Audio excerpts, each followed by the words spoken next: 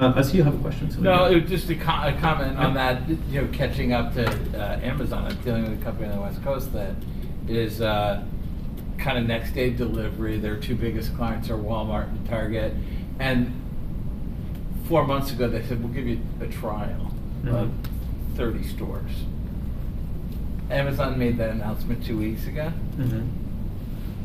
They got an enormous order. They said, we'll try in 500 stores. Wow. Right.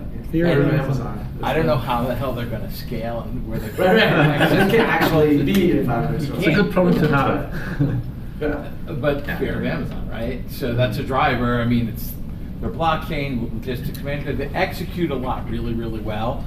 How they'll scale, they were having trouble with 30 stores. So and that's partly human nature, right? I mean, you look at the newspapers, fear sells way more than hope.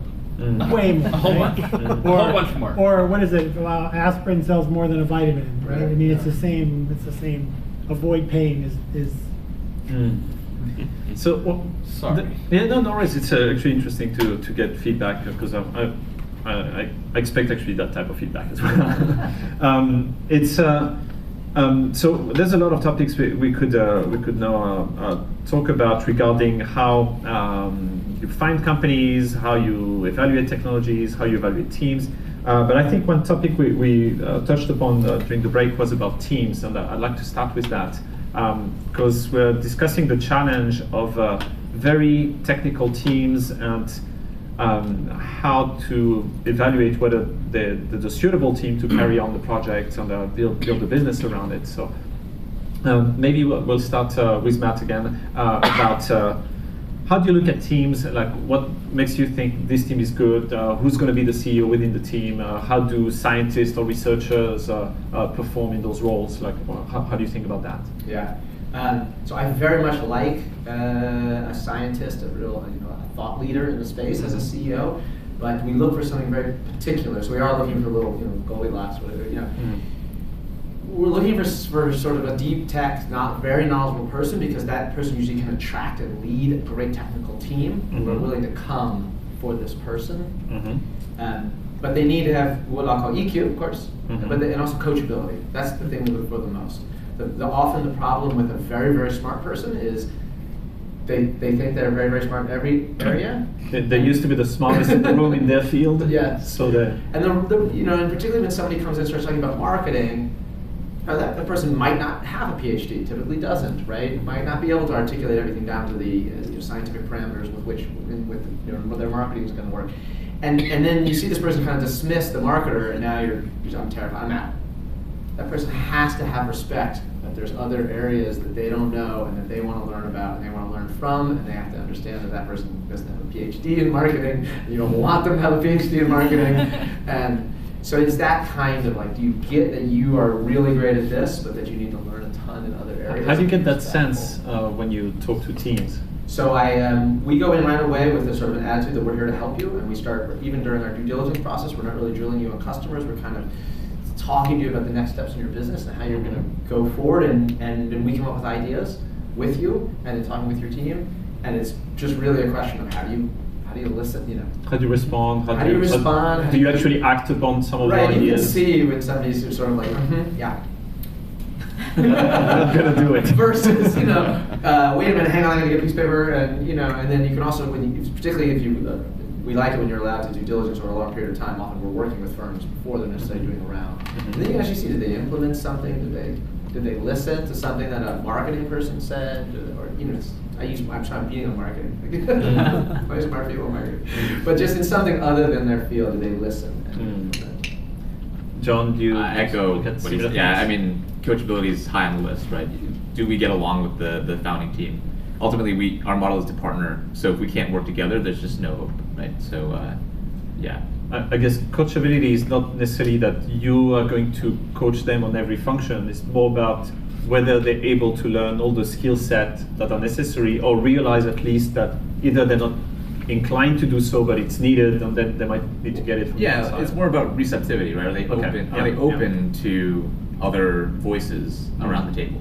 If they're not open, then you said that very clearly. They don't have to be good at it themselves. They just have to recognize that as a weakness. I mean, every great CEO, the greatness is in recognizing what you're good at, what you're not good at, and hiring right into what you're not good at. And So I find that maybe it's more so somebody who's super unbelievably smart in their field, they've been the genius, they sometimes have a very hard time seeing their own gaps and weaknesses.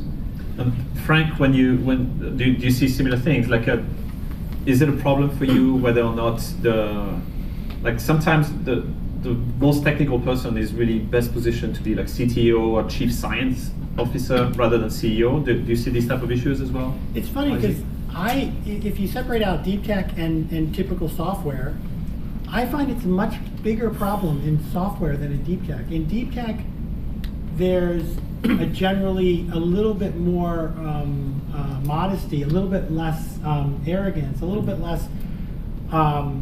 They might not appreciate, say, the business skills, the marketing, the finance, right? But they are aware that they don't know them.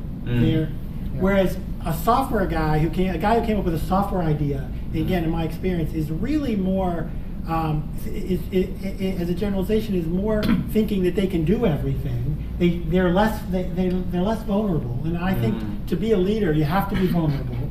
And leadership is the number one job of a CEO, in my opinion. So the one thing I demand is I always have that conversation. You know, what if you're not the guy? What if you're not the guy? And I have a secret weapon in that conversation. I have it with deep tech or not. I have that with every CEO before I fund. And the secret weapon is my first venture investment back in 2001.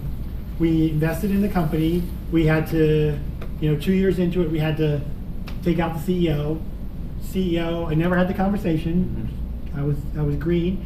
CEO was furious with me. He was like sending me nasty notes. He was, he had his wife call me saying, why would you take? I was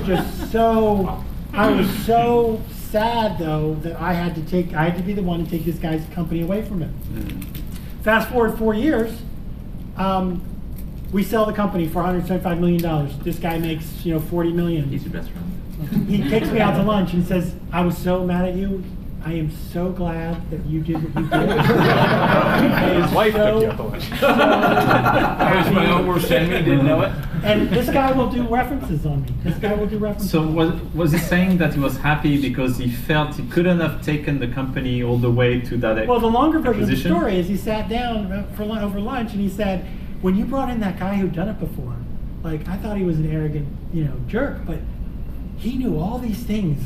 And he did all these things that I would never have done, right? And the value here was this guy was still on the board, so he could see some of the stuff. Not always the best way, by the way, to keep the guy on the board, but that was the trade-off. So I have this guy who went through this process to talk to future CEOs, and I always have that conversation like, what if?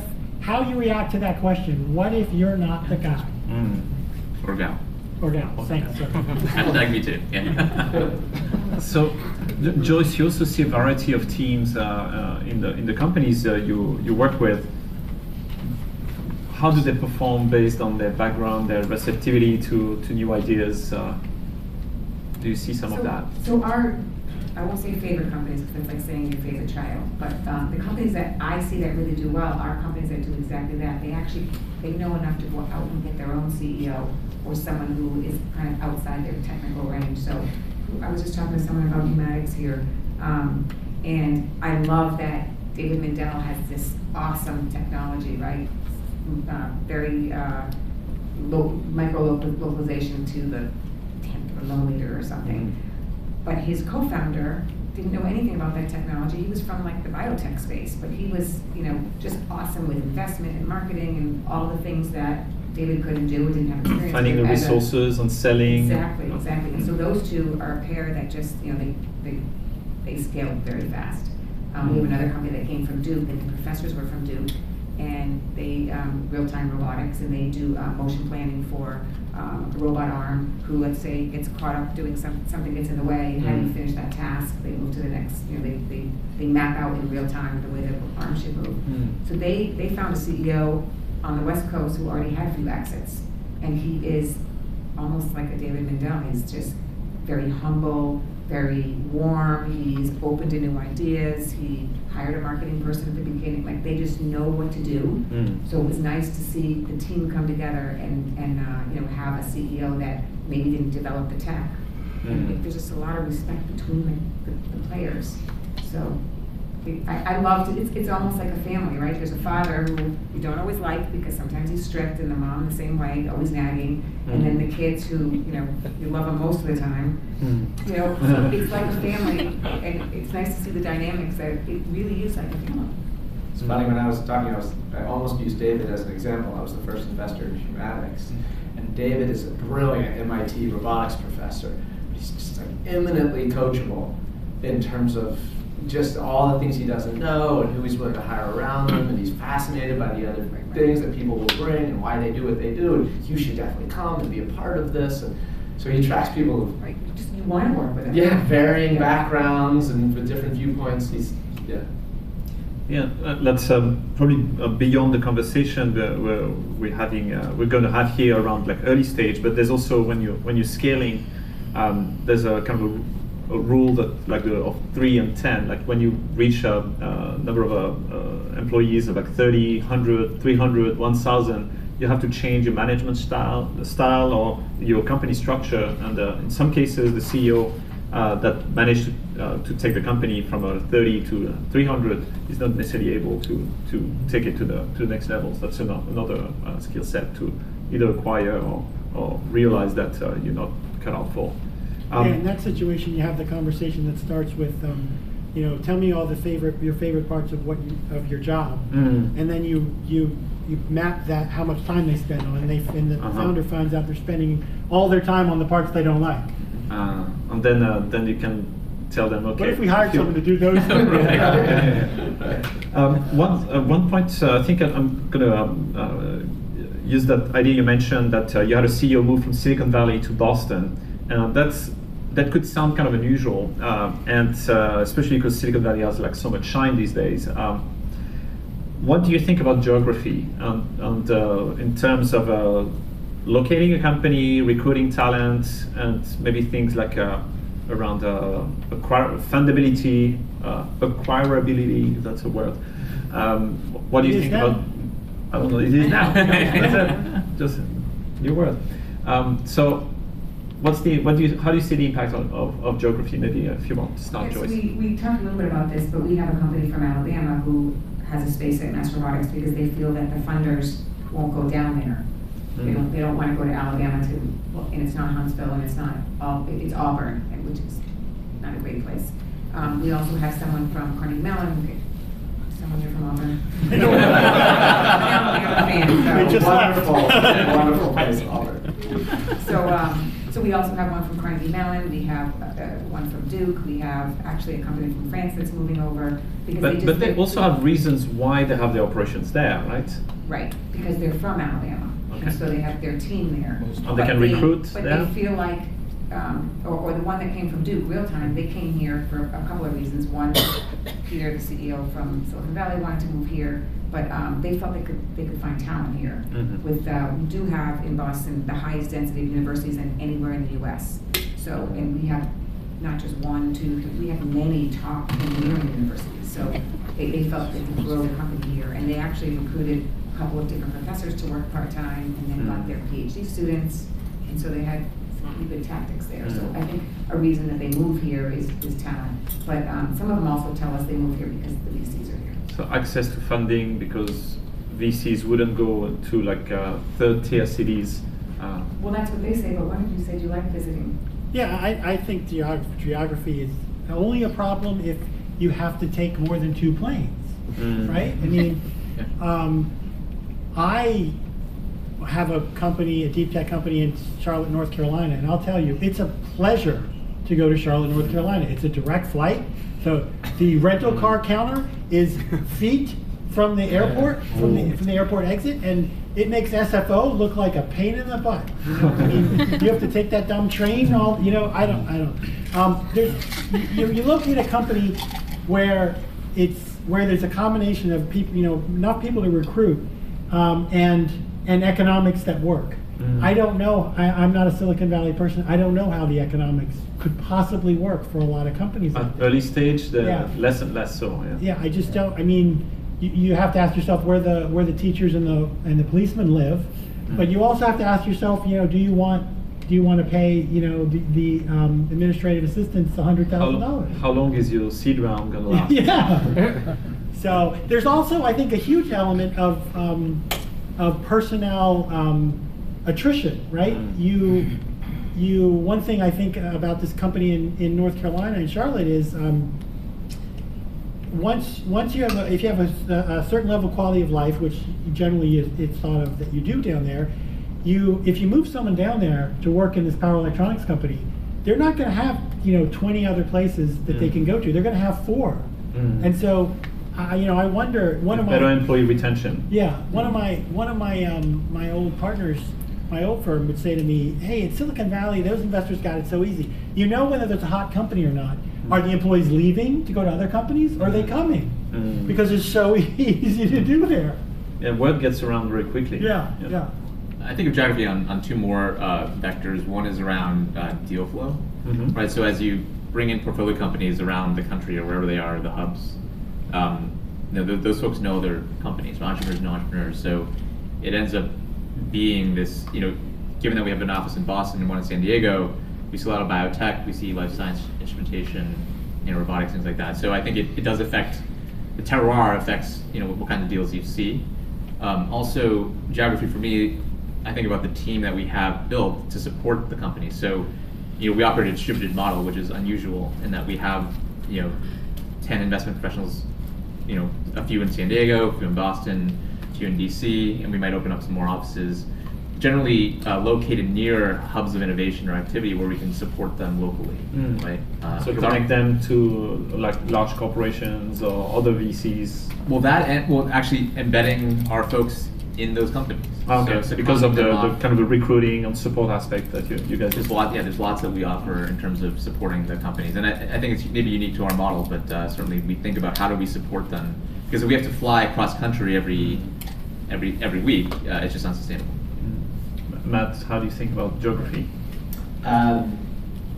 You need an ecosystem for most things. So if you're going to go outside of that, you have to worry a little bit, but sometimes you can find great things. We have a company down in Louisiana, and it turns out it's a fintech, and it turns out GE's factoring group is there.